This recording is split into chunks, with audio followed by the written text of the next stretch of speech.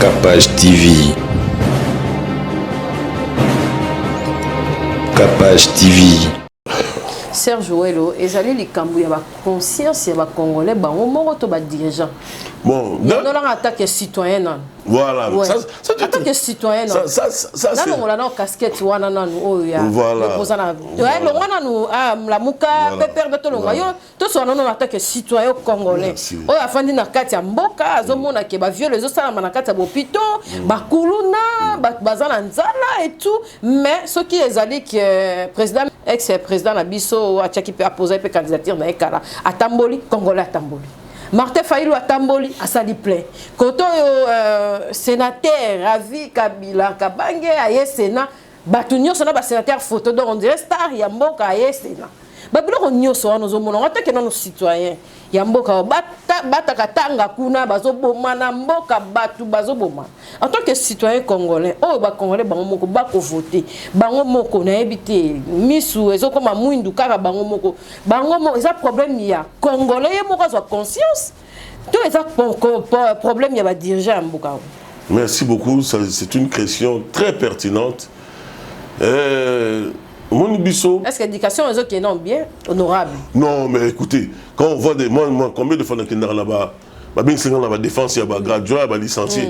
Eux qui venaient se défendre, ici, il y a monté dans le biais, on peut ça aider sur 20. Nasuka Boyoka a avec distinction. C'est triste. Si tu veux détruire un pays, infiltrer armée dans le service, ou détruire enseignement. L'argent est d'accord, mais la finalité, la stratégie. On a pris ce exemple. Il y a une équipe autour d'un idéal. Parce que Bisso va tout autour de Martin Fayulu. Il faut que tu aies un bon côté. Tu as aussi un bon côté. Pour tout ça, tu as incarné l'intégrité. Tu as incarné l'idéal. Tu as incarné le projet de société où investir dans les citoyens pour le Congo. Il est entouré de bénévoles déterminés à atteindre un idéal. Une telle armée, où ils ont soudé autour d'un idéal, face à une armée, où le Bazala Mbongo. Mais Bazala Sima leader pour l'idéalité, pour la Mbongo.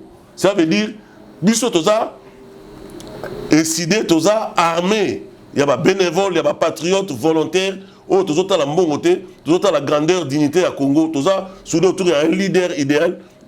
Tu te télémines en face, attends la Moutoza, un million. Azal a millions, mais Azal entouré d'un mercenaire. Il est entouré de cadavres politiques.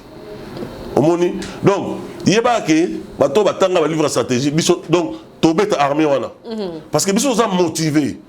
Donc, Tobet qui attend ceux qui boboma Bisso, boboma. Arrivé à. Oh, kuna bamsuso tangi bambongo bakabila banane te katumba za partenaire na Bisso. Mais bateau tanga bazala mbongo wana. Face à Basoda et Kabila et Basoda et Fayulu, les soldats du peuple, tous ont idéal. Tobé Tabango, parce que Bisso, tous après à Okufa pour la Moka. Mais Bango, ceux qui, selon moyen, ça veut dire donna. Au PC 500, à Bundi, jour en Zanangote, à PMI. Donc, Bisso, tous a soudé, on tourne la bataille de mercenaires. Baton, ils sont autour à Kabila. Qu'est-ce que Kabila n'a pas donné 18 ans? On peut saluer l'eau. Ils sont là, ce sont des mercenaires. On a intérêt des mercenaires. On entend qu'on va nous soutenir. Mais Belé, le leader est Belé, on va entourer, n'a pas mercenaires. Alors, Arma mercenaire est gagné raté. Grand frère Kofi Olomide, à Obeta, problème est ça. Problème est ça. Artiste Nabiso, assumé qu'il a responsabilité dans la route. Ndenge Grand Calais, Sima responsabilité là-bas. Il y a eu à l'époque Grand Calais, Papa Izéidi, tout ça. Accompagnaka, leader politique dans Bazo Bunda pour l'indépendance à Congo. Tina table ronde. Tito gagne table ronde. Table ronde, indépendance. Non, indépendance, tcha-tcha. On dit que nous avons une chanson mythique. Pays nous Afrique, l'indépendance d'abord on va mettre en haut. Dans le pays nous Amérique latine. Indépendance, Tchatchababé Tarango. Et où tu as les musiciens. Donc ce sont des gens qui étaient conscients. Grand Calais, Azalara pire Moutalumumba. Pire Petit Lumumba. Grand Calais Monawana. Moutunaye Yakati. Ayembela Balumumba. Zembo Banane. Mais il y a un cadre, il y a pour l'indépendance. Mais maman, si tu peux m'expliquer que le Congo aujourd'hui, tu dois connaître un génocide qui a fait plus de 8 millions de morts. Je dis bien 8 millions de morts. Les musiciens morts au Congo, quand je dis les leaders majeurs, le génocide congolais. Bienvenue dans Capache Télévision, c'est Cynthia Capache, votre présentatrice. Et merci à mon président Chabani Record, le président, parce que cette émission va passer aussi chez Congo Web Télévision. Tous en matanga, on a évité ceux qui boyebi, mais tous en deuil, parce que Moukouba Chabani Azate, et à son âme, Matika Kibiso, et programme vendredi, on dirait, des autres et Kobima, et mes condoléances à toute la famille. On entend notre invité qui est aussi dans la famille, honorable Serge Ouelo, la Congo Web. Oui. Bonjour et bienvenue dans Capache Télévision. Bonjour Capache. C'est un honneur pour moi de vous recevoir. Hein? Merci beaucoup, je suis très heureux et surtout je suis impressionné merci. Par votre studio, nouveau studio. C'est un plateau ici. Vraiment. Vraiment, on a ces pays, en tout cas, encouragement. Mais ça va le rose au Canada. On s'est retourné dans Lili. Notre décor, la ceinture me touche déjà, hein? Donc nous en avance quoi. Merci. Trop d'avance comme Kapachi. Vraiment. Voilà. Bon, dans ces pays, Ndengo Yaminga Awa, Congo Web, ils ont chaîne Oyo et accompagnant dans la vie politique. Vraiment. Et depuis nous avons au Canada, nous allons dans la radio. Émission, ils ont parlons-en, ils ont dans le Congo Web. Nous avons participé à la diaspora. Nous avons Serge Ouelo en tant que politicien. Nous avons fait Liboso na Congo Web. Congo Web est accompagné dans la campagne, dans la et dans cette occasion, nous avons présenté nos sincères condoléances. Sincères condoléances à grand frère Nangaï, Chabani Record. PDG Chabani Record, Aza Moto Oyo, Aza Yaya Oyo, Asuninga Mingi. Asuninga Mingi dans la reconnaissance, et surtout na carrière politique nanga et ça n'a pas si koyoka papa Moukouba Chabani akei moto oyo a sali mingi pour la mboka na biso moto oyo azo mériter ba médaille na kati mboka bato bangwana ndefo ba mériter médaille na mboka yango na kombo ya biso décidé na kombo ya président élu Martin Fayulu Madidi te présenter ba condoléances les plus sincères na président Chabani na famille Mobimba. Et puis, Nzambe a battu là, et tous les programmes nyonso, beaucoup de gens sont présents parce que Chabani a moto à bateau. PDG Gabi a initié Belé. Vraiment. Tous les produits. Vraiment. Vraiment. En tout cas, politique ambition, politique passion, politique ezara kanda pona Serge Ouelo Monica ande maman ba ko kenda bité na tika non bato musique botika na on a kota na mambo mboka na tala na on a tika non qui mécène na kota non vraiment na kati ya mboka parce que mbilinga eza makasi. Politique révolté. Je ne suis qu'un révolté au fait. Dans un Congolais, le Congolais nyonso oya fandara na mikili ya poto bandeko bayebi mais depuis Kinshasa depuis Congo ngai azalaka déjà jeune oyo omona ngai wana basiko na papa Etienne Tshisekedi je me souviens un certain 27 avril 1990 3 jours après discours il y a 24 avril 1990 au Mobutu à l'Elaki en Lobaki comprenez mon émotion donc oyebi Mobutu azalaka mythe Mobutu azalaka léopard à l'époque et j'ai vu Mobutu dire, comprenez mon émotion, moi, M. Kiti, suite à quoi? Suite à pression, que ce soit les qui va perestroïka, mais pression interne, il y a Motomoko, le grand prêtre, le grand crâne Étienne Tshisekedi Wamulumba. Alors, tant qu'on dit qu'on est pessamine, tu sentir que l'opposition est qui menait Étienne Tshisekedi, non, c'est qui moi, ah, oh, nan yo, Moto ya lengisi Mobutu boy. Na bosala ngolo na kimara classe nga belelo fona kinaka limité na petinya sona na mona tata wana na bosala ngote tozala na moi classe absolument bo ivingeni na ebité so azawa pe azofana ngingiri na moninga yanga azat moninga ngati lelo yo Léonard Eloko babenga la beauté de Montréal c'est un frère c'est un ami biso misato to bito que tala papa no to komati na limité na 10 ans na bosa rango ta fanda na payote na ye afandi bible ezala ki pembeni c'est la misère On les appelle mythiques. Mythique, il faut pas battre long, mais malheureusement, comme on suit, on va ton côté étape. Tu y wana, ce que tu as total ailleurs, on a encouragé dans le papa. Nous sommes venus te voir. Qu'est-ce que vous nous conseillez en tant que nous jeunes pour ces pays? Il était tellement impressionné. On m'a dit, collier, mon gros bobaye. D'abord, ça l'a ngoté. Tantôt, quand la photo, pourtant, on a le carangote, il est là. Naye, la fin du premier Naye Boye, Léonard Boye, Yves Ngeni Boye. Quand il y a photo, à Zong Sibiso Alobi, j'ai seulement un seul conseil à vous prodiguer. Ce pays vous appartient. Le Congo de demain, c'est vous. N'ayez pas peur. Dès maintenant là, n'ayez pas peur de vous battre pour votre futur. Je répète, les enfants, n'ayez jamais peur pour vos droits, pour vous battre pour vos droits, pour votre futur. La souka a changé les bisous face. Alors, il est quelle heure? Tout à l'heure, 11h. Donc, vous avez fouillé l'école. Allez, sortez.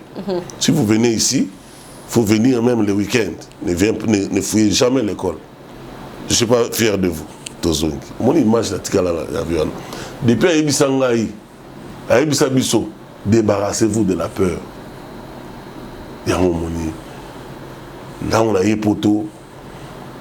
La moni makambo le cas qui tango afdel et koti je te mettais ma côté le bibo on en avait marre de Mobutu libération Bokebebaki mais j'en ai été estomaqué total aboyé dans TV5 ministre affaires étrangères à Congo un sujet à congolité douteuse tout le monde a ou infiltré mboka motambola tout comme bagarre c'est pas possible on peut pas continuer comme ça biso ba diaspora bana na biso ba vivre ka lokola mindele te bana bote kuna za lokwa mindele te mon la bote na pota lokwa mindele sauf ka poto mwini mais so ba ke ba vacances na ba kamana mindele o ka biso to kenda ki vacances boye na Italie biso to kenda ki na Mexique mais bino ba ya raté Afrique bon non seulement ko ya en Afrique te bana ba poso ya Afrique mais mboka ngo mon boulot non seulement ça tellement to kabola ba revenir na biso mboka zo tambola te faut frais scolaire académique il y a des colons en Afrique faut tinda tout ça des fois to privé bana na biso ba voyage il y a ba vacances. Donc, on a classé au Kenya qui, non, papa a dit qu'il n'y avait pas assez de moyens pour aller en vacances parce qu'on devait envoyer en Afrique. Puis là, on ça la passe. Moi, je ne suis qu'un révolté.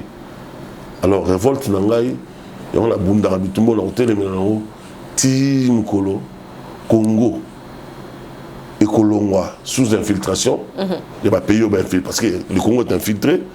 Jour, Congo reçoit un Congolais à cause de la diriger. Dans la moto, oh, réellement poni. Maman Cynthia, depuis 1960, il est là. Le monde a gagné l'élection 3 mois après Baboumi. Mon boulot, tu as reçu. Bokonzi. À ça, qui m'a reçu malam, par exemple, unité nationale. Tu as boy la Mobutu en côté.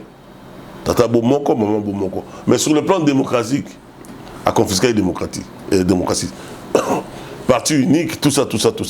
À ça, les élections, les élections, il y a un candidat. Donc, comme en 2006, élection, Jean-Pierre Bemba a gagné mon baby. De Kabila a eu victoire Jean-Pierre Bemba. Est-ce que Congo est mati? Il est matité. 2011, le grand prêtre Étienne Tshisekedi, parce qu'il est un fanatique à Papa, a gagné l'élection. Kabila a triché, a eu pouvoir. Congo est mati, Congo est matité. 2018, Songa Mbeli. Martin Fayulu, parce qu'ils sont bêtés les coffres. Et bien, ils vont bêter les coffres à Bazoki. Son Mbeli, Martin Fayulu, président élu, a gagné. Kabila a celle Bagé, a Pessi Tshisekedi, Tshisekedi, Moutabang est troisième, a Pessi pouvoir, a Pessi Félix. Est-ce que Congo est maté? Situation au Toza Nango, le nom de Congo, dans la Congo Boyoka. Situation au Toza Nango Congo, et à pire même qu'il y a des enfants. Tu sais dans son pouvoir. Donc, pas si continue à Kinshasa, nous sommes la maman Cynthia. Makambango honorable. Zéla c'est le mot. On a démontré que. Tellement bien que nazo tikayo, mais faut na kota na bozolo ba. Une seconde kaka. On a démontré que bitumana ngai tango lobi nazo bunda pour la nini pona to exfiltrer to bimisa ba infiltrer au bazar la Congo tika libre pe un jour Congo za la diriger na monto oyo congolais a voté qui premier paragraphe en constitution la biso et le barqué Congo zo mataté parce qu'il y a contestation des institutions et de ses animateurs. Ça veut dire crise et légitimité. Tant que ce pays, il y a une recette qui n'a pas encore été servie aux Congolais, que ce pays soit dirigé par celui qui a été réellement élu. Il y a un moment où on continue à monter. Mais Bitumana Bino et Zosala Biso qui est Biso Zaraka monté ma passe parce que bateau Nyon se battait les Mélacalem sous pour Mboka et Bonga et Zaka bateau Bakoma en opposition. Et pourquoi bateau Bakoma en Bazala Bangomoko na pouvoir battre les Mélamarambo et Talimboka? On dirait ça on kaka cercle mort aux autres tourner tout autour il y a Mabiso Motonika Mamango Zala bon honorable cercle. Mais Moto Azala quand pouvoir. La plupart dans le Congo. Oui. Ce sont disons, des politiciens. Ils font la politique politicienne. Différence, dans le Congo, ils ont manqué Congo, ce sont des hommes d'État. Différence entre politiciens et hommes d'État. Politiciens ne pensent que dans l'élection future, va voter à côté de moi, le député a un avantage. Mais un homme d'État pense dans la génération future, à un esprit de sacrifice, l'essence de l'histoire. Donc, différence dans le Congo, ils ont truffé. La classe politique n'a pas truffé, n'a pas politique ailleurs, n'a pas aventurier politique. Mais ce que tu fais, c'est un homme d'État, dans un temps d'engagement, dans un pouvoir, dans un esprit de sacrifice, dans le sens de l'histoire. L'esprit de sacrifice, on s'est sacrifié, après même on s'est sacrifié, patriotisme. Pour la génération future, dans ces pays, il y a des gens qui ont marché ici, dans la justice, dans l'égalité, dans la parité homme-femme, des gens qui ont bâti une république. Sens de l'histoire, Wana et Belé Bazan Langote. Sens de l'histoire, Wana, on a décidé, il y a le président Louis Martin Fayoulou, il y a un premier Abisso, il y a la citoyenneté, la carte, civisme, la valeur, Wana, retrouvant la partie BDT. Mais engagement pour la citoyenneté et le développement, il y a le président Louis Martin Fayoulou. Wana, c'est dans la carte. Mais il y a au moins la charte de valeur, Nabisso. FCC caché le Bilakoni. Ah ben, permettez-moi l'expression, c'est un mariage incestueux. Ça veut dire, un mariage incestueux, il y a un problème. FCC caché ça. Il y a un monde qui IDPS n'a pas perdu Batikala Olingala.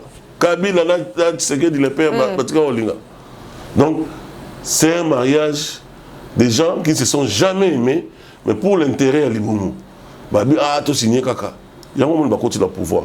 Banda bakota qui koswana. Distraction à distraction. Mais koswana on dirait. Koswana. Maramoto bana comme on a la musique na biso on côté la politique. Mais la wengetisation de la politique congolaise, et ça passe. Vous avez massacré politique na ndenge ya kosaka na ko tout te omoni ebere na vie na bango, ça veut dire akota politique pour nginda. Politique comme cop. Yo mona ki grand frère na ngandeko Fachi, l'interview en Belgique. Tu dis mon rétro-commission, il y a le besoin normal. La Congo va bien en COP. Donc il faut la coopérer pour. On marche bien. Il faut la coopérer pour l'IA. Non, président nommé à l'objet que non. Ils ont la coopérer normal, 15% dans la COP. Parce que nous avons la zone dirigée Congo à Taïmogo. Il n'y a pas si. Ça, c'est pas un homme d'État. On va bien en chance l'Europe. Pour la Guinée, pour le troisième.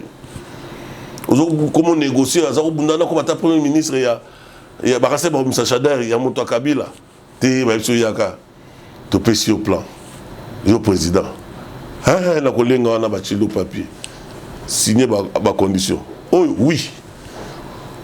Assemblée nationale, il y a un Kabila. Sénat, il y a un Kabila. Armée, ma poste stratégique, il y a un Kabila.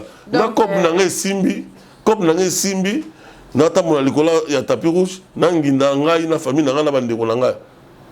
c'est triste. On a le baraqué. Okoroza la moine à Tshisekedi. Mouza Tshisekedi c'était. Okoroza la carte à UDPS. Mouza Tshisekedi c'était. Okoroza la. Okoroganga, on parlementaire de Mouza Tshisekedi c'était. Être Tshisekediste, c'est un état d'esprit. Et c'est un état d'esprit. Nous, on va Tshisekedi. Afandi Boy. mingi pe ba peut-être ba voter qui na fanatisme papa. Écoutez. Pour le lobamo ça qui est très important. Écoute. Mingi pe ba zaki pe lokola yo. Papa Etienne. Bandimi mwana na idéologie à papa. Non, nga siko biso ja mwana to timbela ki déjà j'ai. Poti siko na IDPS tiraima ezala. To timbela ki j'ai déjà. Tant que ndai Genève. Batu balobaka o vérité de Genève pour to bimsa candidat unique moko. Yo sko so lobaki ke bakosa ki yo.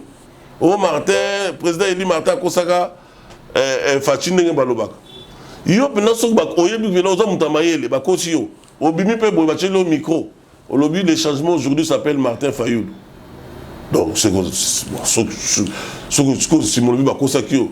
Ba yo moko ba beti ofim bouté au 6000 micro to utaki ko bimisa candidat commun tout ça to bimisa Martin Fayoul. Yo moko la film bouté. Biso to na biso pe politique comment na au greffe. Voilà. Lo ba lobby pas badi. Te yo na zo lo baté ça ka ba malhonnêteté. Likambo trahison. Grand frère Langai on a lingara mingi parce qu'il faut sa différence entre affection et motoboye banaki na maramba l'état il faut te traiter sans état d'âme. Donc Wana Penza il avait trahi peuple biso nyonso to sangana un certain 29 septembre na boulevard Triomphal la muke botama wana ba président Muzito ba président Bemba ba président Moïse Katumbi bango nyonso ndeko Fachi azwa parole ndeko Fachi loba bona bo sanganiza ki nanu yokate tozo kende to bimisa candidat moko oya ko trahir peuple likama et kozwaye to komi na Genève tandenga zoloba ozomona mutu moko na body language na ye eza soni o non na retirer signature na ngai population na ngai IDPS siliki kuna ya ba jeune na bango Vital Caméra yebisa lobi na yebite babanga président Martin pour la logique pour l'intelligence pour l'intégrité tant que président Martin mitema na bango baby Vital Caméra yebisi Fachi aluna motoyo et vous avez participé à la biso to sala ba magui na biso to créer kaka benga base na yo oui ça va que ba tomboka sima to za raison que on a na la problème na base na ngate yo ka base to yebi yango ba kosa ke o ndeko kabundi mutasala ki a watel misi base e kopone utai na caméra tango la bili caméra zo la bango ba éviter ba la pa kindai devant Nzambe devant peuple. C'est que Likama Liboso. Il y a liberté à monsieur Vital Caméra. Likama Liboso. Au moins, tant 15e refus. Tant voilà Pindaï, vous prêtez serment. Bolobi que ce qui te trahir, Likama Liboso. Likama Liboso ya Caméra. Nous avons souhaité Likama ya grand frère Nanga Félix. C'était pour ça que Likama ça n'a pas passé. Azam moto daebi. Mais toi il va au bang Nzambe, toi il va au bang peuple. Il y a même Bible, si mon peuple sur qui est invoqué mon nom, s'humilie, prie, cherche ma face. Si se détourne de ses mauvaises voies, je guérirai son pays, je pardonnerai son péché. Il y a un Nanga Félix, au Trahisaki, peuple congolais, au Trahisaki Bisso. Si on doit continuer à trahir, j'assume la paternité de propos. Il a encore temps de se repentir, de reconnaître sa faute. S'il faut même retourner dans un peuple, aux gens de Bisso, Torobo Yayote. Mais dans ndenge yo komi na meilleur ami à Kabila pour appeler ça au pouvoir dans ndenge yo bossani na combien de fois ba conclave va IDPS et komeli neko Fachi ça la rupture na Kabila si bango na sala rupture té na boyi donc il y a deux individus deux personnes bakangi tout un pays en otage. Mais likambo mboko honorable Serge Ouello ezali likambo ya ba conscience ya ba congolais bango moko to ba dirigeant.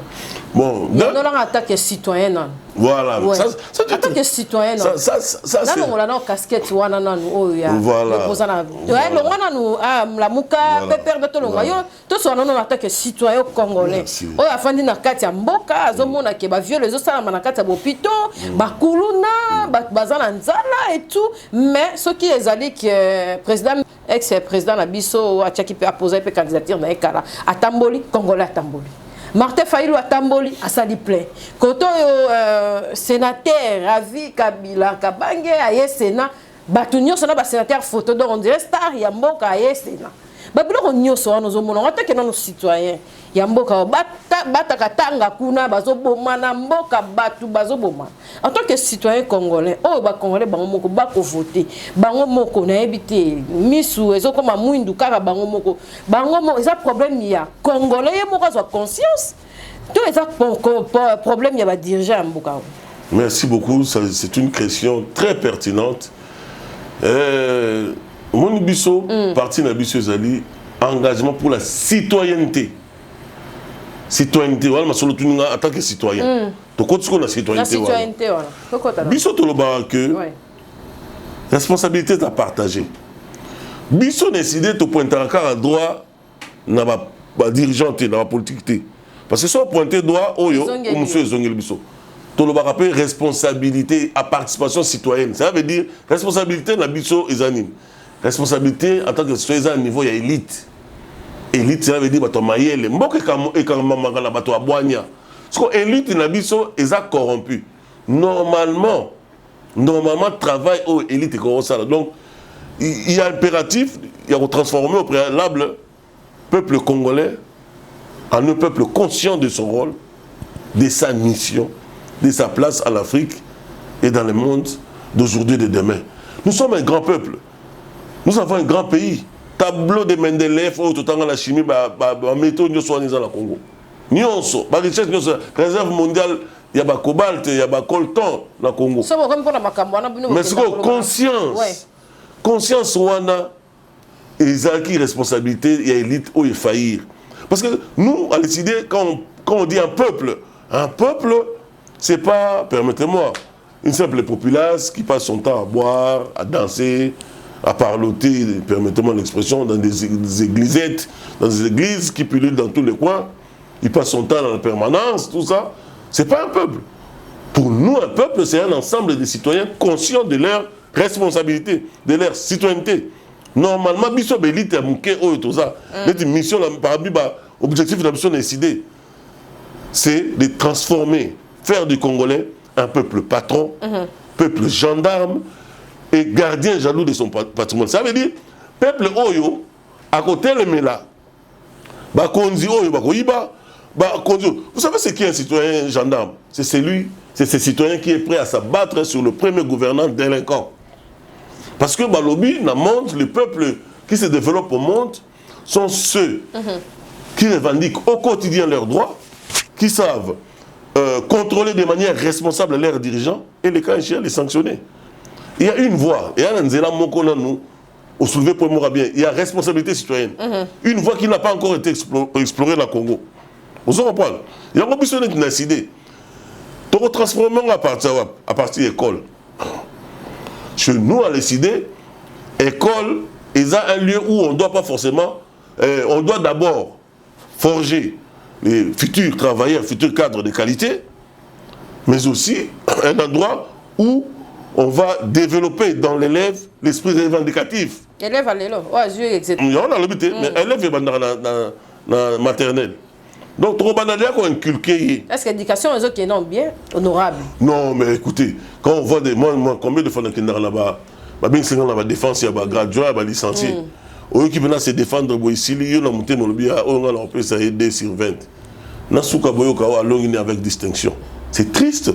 Si tu veux détruire un pays, infiltrer armée dans le service, ou détruire enseignement. Et loco, Rwandais va infiltrer Alfdel, va côté dans le pouvoir, va détruire l'enseignement et va infiltrer l'armée. Bilo Rwandais rendre pays faible.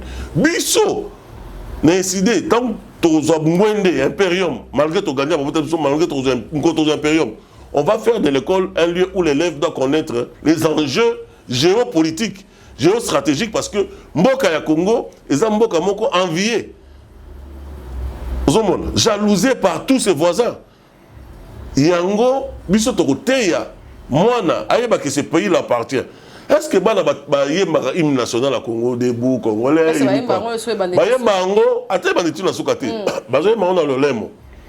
Est-ce que il faut pas s'imprégner et quand on a kati na bango? Tant le bi dressons nos fronts longtemps courbés. Donc moi j'ai dit que to kitse ki mutu, il faut tout élément. Nous peuplerons ton sol elles nous assureront ta grandeur. Donc, moi, dans la colle, je dis que, où est-ce que je vais assurer grandeur? Rwanda koya osanga nanga te bako velo basi na biso totala la beauté toko sala beauté bon ba condition bazo permettre wana to telema soki ba boma pour toi assurer grandeur ya nation congolaise.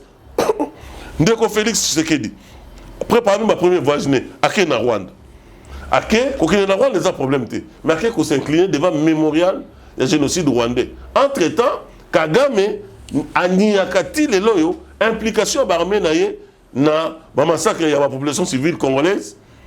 Ba soutien na ba rébellion congolaise. Rwanda na Uganda ba bunda na Kisangani la province orientale. Deux armées étrangères ba bundi avec des victimes collatéraux les Congolais ba kufaki. Alors moi na bana na biso il faut ba yé ba makambo wana ke bango il faut ba assurer grandeur ya Congo. Et quand on biso to sala tant au pouvoir.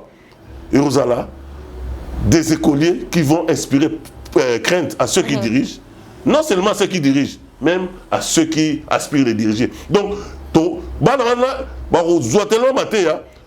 la position que nous avons la politique, on a la politique pour les Melabino. Bana oyo, bako, ngai na ko ndimate moi na 6 diplômes d'état. Parmi ma test de dissertation par exemple, moi la nion savoir un diplôme d'état, il faut intérioriser par exemple le discours il y a 30 juin à Patrice Lumumba. Discours wana. Nous allons montrer au monde ce que peut faire l'homme noir quand il travaille dans la liberté. Nous allons faire du Congo le centre de rayonnement de l'Afrique tout entière. Nous allons veiller à ce que les terres de notre patrie profitent véritablement à ses enfants.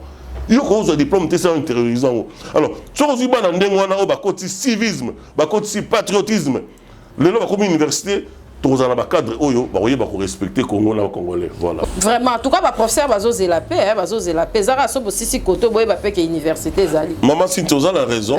Ba décréter qui ba lobby gratuité enseignement. Et ça m'a bêté.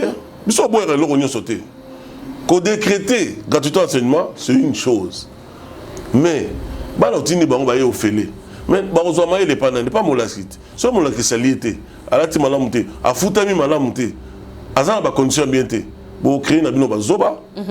Donc pour nangai gratuité enseignement on de ko fatia de ketaki, ils ont un populisme. Ça veut dire ba binga ngo tape à l'œil donc bon mo la kenaye ko changer makambo. C'est des choses qui se préparent. Mais bon, on appelle à grand Bazali Penza na mbongo mingi na mosolo mingi la muka pour président la biso Martin Fayulu dernièrement ba otaki o China billet à $50 et maramunion soana bozo bundana ba Moïse Katumbi bientôt par oya awa pona ko préparer P 2023 bozana ndeko Kabila Kabange China Rambo boza vraiment entouré Jean-Pierre Mbemba pe Kotoyo en tout cas ba toaze belé ba grand ngolo mais Martin Fayulu o azali pe na mwa babiloko toyo kaka déjà bisonyo sona mbuta mutu gouverneur ya André Kimbuta il faut zongisa mwa mususu côté kuna ozan ndengeni. Bon, c'est vrai que que l'argent c'est oyo mtoza côté à la muka pour politique c'est mingi tchanga na côté Martin Fayulu côté sidé na sera plus sidé beaucoup mais sidé toi na la muka na sera plus sidé dans les plus Martin Fayulu côté na yenan. Au moment maman Kapachi, l'argent c'est les nerfs, il y a guerre, mais il n'y a pas que le Congo, il y a des amateurs, il y a des ouvrages, il y a des stratégies de guerre. Il y a des généralissime Chine, il y a l'antiquité, il y a Sun Tzu, il y a général Karl von Clausewitz, il Prussien, il y a Miyamoto, Mushisha, japonais, bena ba grand, ba tobaipé, vi nanga no monango, ba livre nanga il y a des livres à stratégie, ba livre à guerre. Au balobi Sun Tzu aloba, l'art suprême de la guerre consiste à soumettre l'ennemi sans combat, à prendre ses vides sans ensanglanter ses épées. Na pratika on kolomo la fa na Paris bo mutumela bokela ma victoire. Au pratika. Nathalie na seki capacité d'analyse rapide dans ce qui n'a été minake. Mais Moutourana place à ça, Mitunaka. Est-ce que Moukolina répond est-ce qu'on répond est-ce qu'il n'y a pas de nanga na kimia. Mais il y a place à ça dans l'article qui n'a été. Mais ce qu'on répond, on répond dans mon moi, dans Boutou, dans quelle proportion? Vous comprenez? Yotka na kimia, mais on soumettre dans le questionnement. Dans le baboy, l'argent est d'accord, mais la finalité à stratégie. On a ce exemple. Il y a une équipe autour d'un idéal. Parce que biso ba tout ça autour de Martin Fayulu. Il faut que bon côté. Tu y a aussi dans mon côté. Pour tout ça, si ma moto a incarné l'intégrité. Tout ça, si ma moto a incarné idéal. Tout ça, si ma moto a incarné projet de société où le but investir dans les citoyens pour le Congo. Il est entouré de bénévoles déterminés à atteindre un idéal. Une telle armée, où ils ont soudé autour d'un idéal. Face à une armée, où le but est en Mbongo. Mais Bazala si ma leader wana pour l'idéalité, pour la Mbongo. Ça veut dire, biso toza, décidé toza, armé. Il y a des bénévoles, il y a des patriotes, volontaires. Oh, tous autres la Mbongo, tous autres la grandeur, dignité à Congo. Toza, soudé autour d'un leader idéal. Tu te télémines en face. Attends la mouton, ça million. Azal ba million. Mais Azal entouré d'un mercenaire. Il est entouré de cadavres politiques. Donc, il y a pas que bateau batanga va livre stratégie. Donc, tobet armée wana. Parce que biso sont motivés. Donc, tout le qui attend ceux qui boboma biso, boboma. Arrivé à oh, kuna ba mususo tangi ba mbongo ba kabila banane te katumba za partenaire na biso. Mais bateau tanga ba za mbongo wana. Face à Basoda ya Kabila et Basoda ya Fayulu. Oh, tous les soldats du peuple. Tous les idéal. Tobet bango. Parce que biso tous après à Okufa pour la Mboka. Mais bango, ceux qui selon moyen, ça veut dire donna. Au PC 500 à Bundi, jour en Zanangote à PMI. Donc, au biso tous à soudé, bango tour la batterie de mercenaire. Baton se va autour à Kabila les qu'est-ce que Kabila n'a pas donné 18 ans? Oh, on peut s'aller là. Ils sont là, ce sont des mercenaires. Bah, Bundaté, bah, il y a intérêt des mercenaires.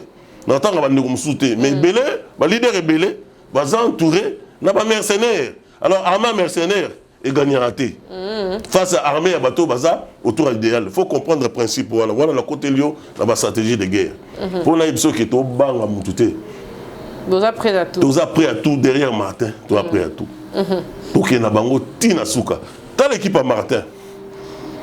Par rapport à la leader de l'Alliance, l'équipe à président élu Martin. Si tu as l'équipe là, ils ont bilonga sika. Bah j'ai na sika bala la vigueur. T'as la prince Penge. On a ba mythe, on a fait au bazar na ba Sénat, na ba parlement. T'as la bilonga sika. Zomona. Bilonga kala des cadavres politiques. Des cadavres politiques. Ils n'ont plus rien à offrir à l'humanité. Ils n'ont plus rien à offrir à ce peuple congolais. T'as la biso moni Serge joué dans la pointe. Omoni Prince Penge, omoni génération sika. Omoni Adrien Malenga, omoni Maman Chantal Moboni, omoni Maître Nico, omoni Michel Mangala, omoni ba Trésor Enanga, omoni bendako équipe bato bazana 109, bazana histoire sale politique té, bato moko boye, ba jeune moko consciencieux.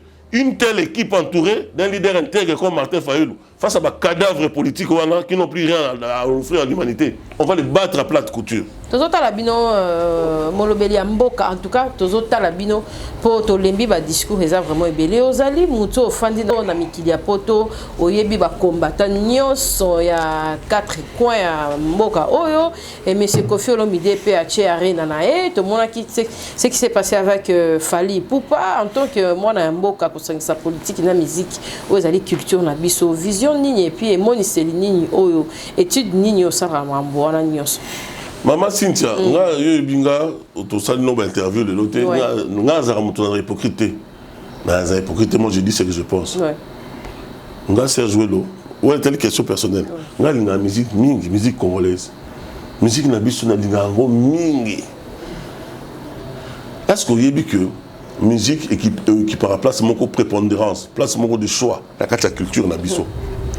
Alors bah lui un peuple sans culture, c'est un peuple sans référence, c'est un peuple mort. Alors, musique n'est na 60 ans d'indépendance na biso, tu le politique et simbaté, économie et simbaté batunzala. Donc ba secteur public au transport ni ne simbaté.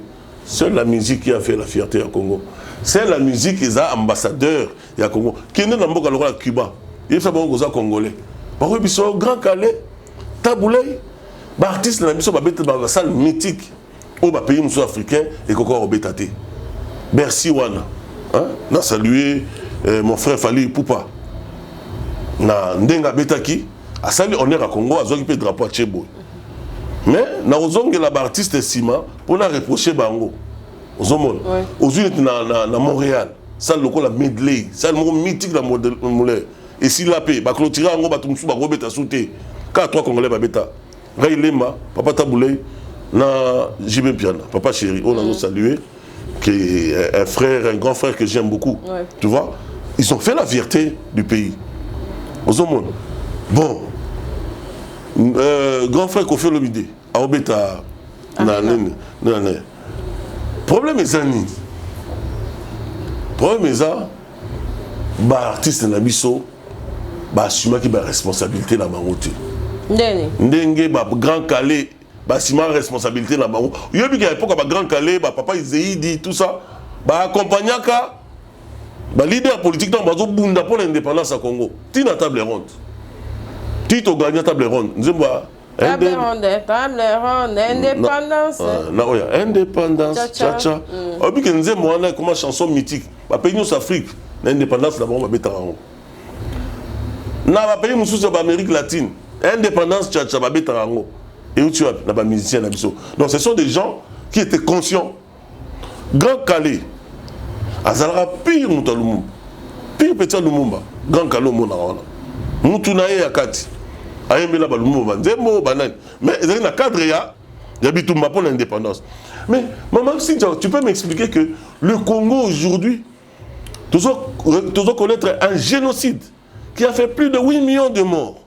Je dis bien 8 millions de morts. Les musiciens morts au Congo, quand je dis les leaders majeurs, le génocide congolais. Donc, non, on a un leader d'opinion. Musiciens, l'équipe sont la popularité. Leader d'opinion, papa, on a un côté libre, mais il y a un chauffeur à rapper. Mais quand chauffeur, il faut avoir le courage. Car ma paille, on a un benga. Non, mais c'est un combat. C'est un combat. Nga yo na la politique. Na ba misem su ba appuyer. Na lobby nga na zaba appuyer. Ba misem nyonso bazo ya Canada nga we lo appuyer ba yibi. OK. Au point na risquer ville nga a pour la mboka. Moi je les appuie. Pourquoi nga na longwa ka Canada na longwa France na yi awa na Congo na zo risquer mboka. Ko bunda bitumba bazo yebate na bunda la paix bango parce que ba gouvernement nyonso yo respectable et encadrer bango te na hôtel ba droit d'auteur. Et puis ça, il y a un studio moderne. Et ça, il y a un lobby. Il y a un lobby. Et ça, il y a un studio moderne. Bitumbo, il y a un même combattant diaspora. Et ça, contre Bango, quand c'était le roi, il y a une musique, il y a contre Bango. Tant que il y a jalousie. Il y a jalousie. Diaspora, combattant diaspora, ils ont bunda pour la paix musicien. Parce que Mboke Bongi, Nyon se rebonga. Même le droit d'auteur dans Bango. Par exemple, il y a une salle, il y a un spectacle à Minene. Ah oui, Salema. Kabila promettait bango sala munena makama munena 18 Salema. Mais pourquoi vous avez continué à la Kabila? Tout ça il y a ministre mususu, il y a industrie na mboko. Longtemps à comboter. Ministre industrie. Pourquoi à ceux qui détaillent ya sala autre babengi industrie musicale. Ko planter même ba jalon yé bandeli. Yo yebi musique na biso ko côté biso combien de millions à mboko. Musique na biso. Alors quand Batouana ba salarake ba rendre bango ba pauvre. Ba régime Kabila. Et ça là que rendre bango pauvre parce que ba protéger bango té, ba il a bango la droit d'auteur té. Même ba monsieur Belé Azari avant beta Zénith Bersionine. Ba comment mo ba mon gouvernement. Ah mais quand ça ta ba canon au niveau ambassade ba aider bango. Ba sunura bango té. Et c'est le même. Aux hommes la ministre industrie n'a même pas co-initié projet industrie musicale, le même bazo yembele tilelo. Tant commoté. T'es content là t'es. Ba yembele tilelo quand la leader la biso. Aux hommes la que c'est normal diaspora combattant silika. Pour bazo mbona que bazo participer, bazo soutenir bateau yo, la permettant pas infiltration en mboka. C'est normal. Donc ngai na se retrouvera vraiment entre le marteau et l'enclume. Son émission qui est en mususu. Biso beta ba musique na mandako. So dans la poto. Mariage, bobetani, musique à congolais. Fête, baptême. Mais le problème est qu'il y a un canon. Il faut trouver une solution d'entente. Pour ce faire, tu as une musique, tu as une culture, tu as un peuple sans culture. Ce qui peut être un leader, tu as conscience qu'il y a un génocide dans ce pays. Mais quand ça entend ensemble, quand yemba banzembo, dans l'album nous sommes à 30 chansons. On peut se faire des pour la Mambo Congo il y a génocide. Bande de Kolanga artiste, hein? Bah monsieur peut bayemba quand même. Hein? Bah faire bayemba. Non, c'est pas assez. Tolobi que bazo yemba même que. Parce que pas matsa mongongo. Pas matsa mongongo parce que le mal est profond. Le mal du Congo est profond. Mal ou les a affecté même Moussa na bango moko. Tu vois? Donc, nous avons des musiciens, nous avons flatté tout ça. Des amis, un vrai ami, c'est une vérité. Nous avons une vérité parce que nous avons un vrai ami là-bas. Parce que nous avons lingui, musique et mata. Nous avons JB Pianan, nous avons Werason, grand frère Kofi Olomide, Ferregola, Jésus de Nuance, Moutulangaï, Fali Poupa DiCaprio, tu fais la différence. Bravo. Héritier, mi-ange, mi-démon. Ba leader nyonso hein ezala ba poto ba emelia ba lempela ba mboshi ba ndekola ngai ngala fréquente abino son na sabino ça veut dire qui aime bien châtie bien faut vous na bato ba betela abino maboko tout le temps tédé na sengi par exemple au moins mutasala l'album il y a 25 chansons ba comme ba 30 chansons au ko zo DT au bibo terme mikolo tozo bunda nango eza génocide congolais est reconnu par la communauté internationale. Dans la Rwanda, il y a eu 800 000 morts. Il y a quand même mais ils sont 8 millions de morts. Le président élu Martin Fayulu a Bunda pour tout le tribunal pénal international pour juger bateau et violer maman la histoire très bonne idée. Très bonne idée. Et là quand tout le monde qui bon, un musicien na pona kananga ya Kabila to ya Tshisekedi to ya nene. Wana eleki likama génocide les likolo même. Il y a le président Martin, il y a le Tshisekedi, il y a Kabila. Bino le plus populaire, Bino Bayo Karabino en Afrique. Bon porter ta moussou sous projet, il y a reconnaissance. Parce que Mindele Bazar Oboya. Bazar reconnaître que na Congo va Koufaki. Bozineti. Pourquoi ça peut nous aimer pour le docteur Mukwege? Le réparateur des femmes violées. Docteur Mukwege Ndekola Bino. Prix Nobel la paix. A su prix Nobel. Régine Kabila, on dirait que c'est pélaté.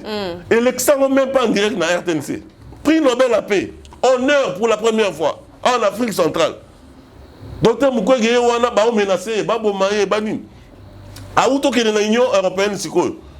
A obtenir résolution dans l'Union européenne que l'Union européenne comme ONU pour bobim sa rapport mapping. Rapport mapping de montrer noir sur blanc l'implication des armées rwandaises et ougandaises dans le massacre de la population civile.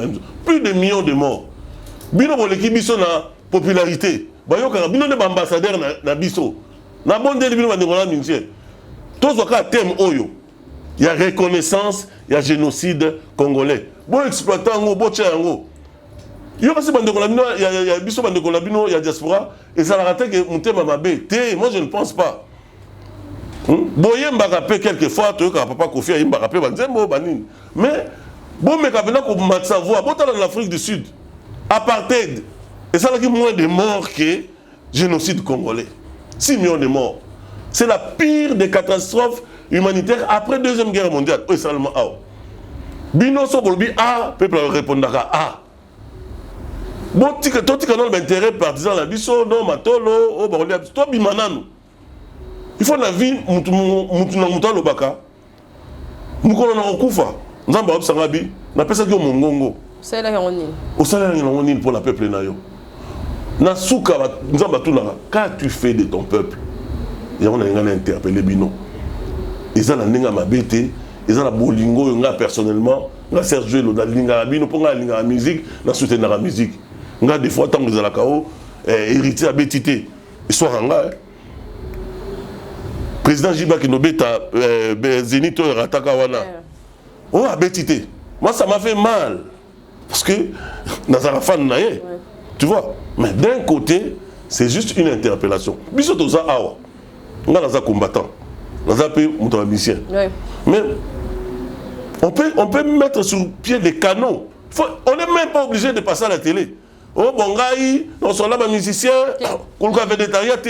Na bolinga mboka. Zoom sur la roya babsio non, ouais l'osa libanda yambaye. On comprend? Ouais. Yambaye. Na solo na leader moko. Et ça la bien. Na quelle diaspora? Na la solo na combattant nyonso ba leader nyonso. OK. Sans tambour, sans vidéo. Voilà. naïbi ko identifier na Canada les États-Unis to solu ah bala mai to boité mbano ezali mais mbano nyonso ezala na suka nango to me konsola na bala mai na biso pour culture na biso tala couper décaler ezoleka biso tu vois oui toza na matanga babina banalité mais to koyoka la bango ensemble tout panza pe matanga wana na bandi ko so musicien na biso to baneni ko panza matanga ya Congo vraiment voilà. Honorable Serge Ouello, pour moi c'est vraiment un plaisir. Ma question est tondinga mutu, mais en tout cas tu as branche par branche, partie par partie. Au moins il y a landela, on a mis tout na menatika qui vraiment olobo bimisa penza maloba nyoso zalaki nango mais to suki poso to bito zatango a ekole kamakasi. Merci pour na kondi ma invitation à Capage Télévision. Moi na venture vraiment na sima logo. En tout cas merci et moi liloba na ba base. La baton so balandi o. En tout cas Lilo balangai ya makasi ezaka ke to komi na niveau oyo peuple congolais dignité na ye ezala C to komi na la risée du monde RDC komi l'échec de la classe peuple congolais kozela kutu mokonzi te yango na lobby kozela mokonzi te yo loba au dessiné carte RDC lobby oyo pesa ndako nanga. Qu'est-ce que moi je peux faire? Ça là c'est la politicien. Pona kotombola, kobakisa moi mettre dans la patte, na kotombola mboka la biso. Biso ba politicien tant aux organes biso opposant. Et ça rakine te omona mutumo, yo ça la haine la Tshisekedi, oza haine la Kabila eza NT. Faut beaucoup qui pété na ba base, ba question pe les belé. Yango sikoyo politique yango eza ndenge, bo ki raté kana ba propagande. Yango oyo moni banda na zongi, au sentir ba formule na koti nango. Voilà. Ba politicien mingi bango ça la populisme. Ayineka na plateau, alobi maloba kitoko, ba komisier, mais maloba wana. Tant sous population na se baza pe na méga wala dans internet te. Na Congo ko le kana TV boye. Batali pe c'est peut-être pour ça batu batali yoté. Yango soki batu ba yeli bino ba discours na TV, merci ndenge ont interpellé. Il faut ozong ça bango na base. Na base oui, yango c'est important. Voilà. Voilà. Za raso ekoti makambo mboka bo komi na bokoti français bo ebite ke bato fait fond bo komo ela biso ba gros mot ba monta moko boye ba milliards ba nini donc toyoka yango ka to imaginera. Mama ka pasi yango moni nga bana na zongi. Bureau na la kangiango na parti nga bi bokanga bureau na la parti na zuba jeune lokola ba pesa responsabilité ya jeunesse ba mouvement associatif banani et ça li penga bien voilà ma solo na komi biso za ba parlement débouté biso za ba soldats du peuple ba ne rapso ide pesa ba benga ba tuna bango ba parlementaire debout on biso ba soldats du peuple au moins la musu baza na New List kuna na ville au moins la musu baza na Zando au moins la musu baza na Changu au moins qui maseke donc tous les soldats du peuple bokanga biso ba parlementaire de bouté ba soldats du peuple na biso ensemble to banda musala ya nzela ça veut dire côté ya congolais que état azana ngoza ya yete eza bato bazo diriger bato bazo pona mabe wana et puis soki ba yibi bino ba voix na bino bo pesa ki bolobi ke moto to pesi 62% ba boto lié yango. Et ça de votre droit, Bobi Malibanda. Bobi Malibanda, Nanzela, pour récupérer le pouvoir à la bino. Il faut pas moyen par la formation politique ni beaucoup kota. Par contre, on moule te payer sur moi 5 000 francs. Napolo, bani. Biso na décidé na reçu qui ça là. Incidé ya Martin Fayoulou. Biso mission la biso ezali trouver les solutions aux problèmes des Congolais, aux problèmes de la société. Finalité à Kokomba bateau. Ils ont un discours, ils ont trouvé la solution dans le problème de la société. Vision na biso na décidé, ils allaient bâtir un Congo prospère qui va offrir à tout Congolais l'opportunité d'améliorer sa condition de vie. Devise na biso ils allaient civisme, travail et justice. Idéologie na biso tout ça libéral et tout ça social libéralisme. Tout ça social libéralisme. Cela veut dire liberté à marché, il y a entreprise, il y a aussi la makamnayo, mais non moi contrôle il y a l'État pour réguler marché comme marché voyouté. Voilà ba idéologie na biso. Tout ça na ba valeur. Valeur amour du prochain. Valère Aliboso, Bolingo, justice, égalité, parité surtout, président Martin Fayulu. Pour naïe, il faut tendre vers parité comme à la responsabilité en Moka, 5 mois si, 5 mois. Il y a un gros message dans la Lelo, la profiter de la PCP Mbote, Ndekonala, Canada, dans la Moninga, la Moko Mingi, Azan Ottawa, Moninga, la soutenir Mingi, depuis la banda. En tout cas, Cédric Sinda en Ottawa, merci na Nyonso, au Salara Ponanga, Jojo Mwaku na Ottawa, Hydro-Québec, et puis na Montréal, na bien Kenoko, Jean-Louis Ekofo Bolangala, c'est quelqu'un où a monangai na cave, nanda kunanga na rive sud à Montréal, a monanga tala ba livre, tala ba journaux, a epsanga lobby, yo, osana vocation moko, ya redéfendre le peuple, patate, continuer moussala politique. En tout cas, na pesi ba nyonso batu nyonso mbote. Bocha Congo na mutema, sinon on va devenir des apatrides. Surtout Fungo Limisoté, Congo aux alarayés la carte géographique. Donc, la Seigneur sous merci maman. Merci honorable. Pour moi c'est un plaisir. C'est plus vraiment dans le studio. Vraiment et abonné au bazali belé ba la capage télévision de ba monio ba on a besoin zonga parce que so on a moyen au kende vraiment ba base te kabola rapé ma luba et ça là vraiment batala mingi. En tout cas merci la Kassi boutique so ngo la taki toko boloro honorable Serge Welo Kassi boutique na bi ko aux appels partenaires honorable tala mutazo aider population boy. Bazape na ba chaussette boya. Te bazala on casser azala on.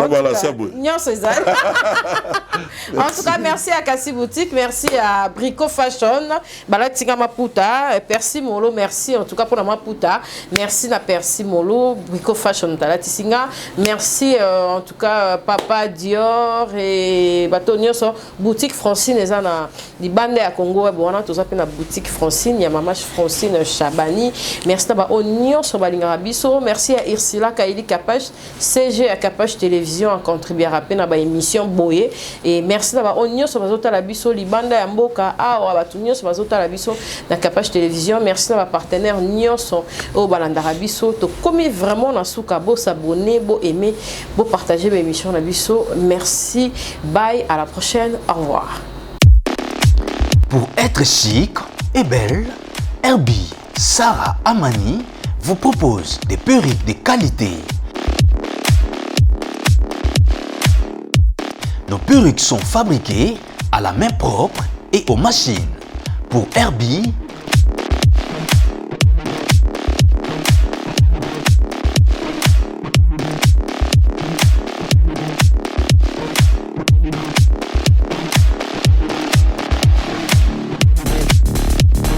contactez-nous sur Instagram, Facebook. Notre email herbie-sarah-amani@gmail.com et sur WhatsApp +1 40 36 063 765.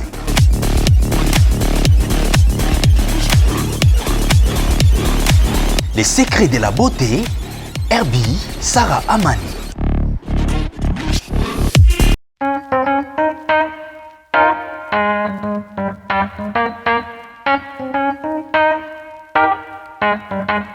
LM Corporation, une agence événementielle, vous met en disposition mur d'écran LED,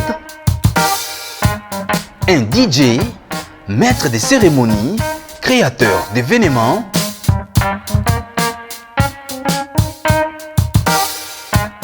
lumière d'ambiance, sonorisation, photo, vidéo. Pour tout contact, 30 bis, rue Denis Papin, numéro 91 240 Saint-Michel-sur-Orge.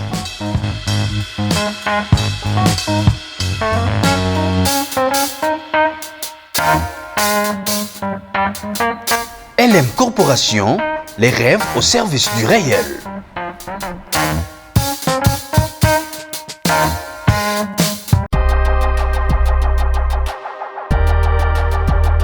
Notre planète joyau bleu, notre terre à tous. Voyez-vous cette couleur bleue?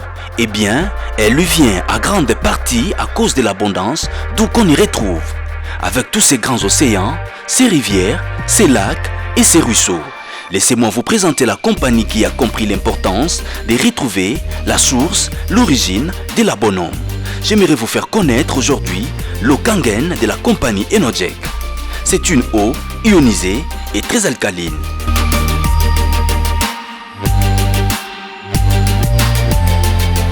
Bonjour, je m'appelle Lisiane Relin, j'ai 65 ans, survivante du cancer du sein. Pour l'eau, j'allais la chercher et je buvais l'eau régulièrement tous les jours à raison de 2,5 litres par jour. Et la 3e semaine, je dis ça y est, j'achète une machine. Alors je vais voir ce qu'il y a disponible sur le marché et je vais me procurer une machine. J'ai donc acheté la machine et depuis maintenant bientôt 4 ans, je prends l'eau que je prends la machine qui me fait mon eau alcalinisée. Le docteur Hiromi Shinya est connu dans le monde entier comme le véritable pionnier de la chirurgie colonoscopique. Il a réalisé plus de 370 000 procédures. Il a traité des rois, des reines, des présidents et des premiers ministres.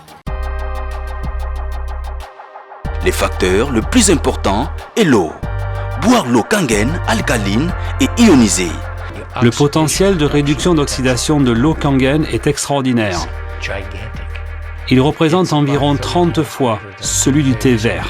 J'ai découvert que le fait de boire l'eau Kangen apporte des bienfaits parce qu'elle désaltère. La compagnie Enojek était fondée.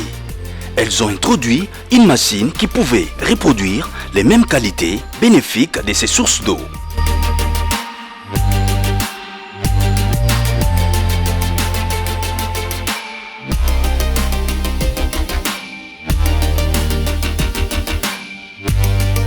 Capage TV. Capage TV.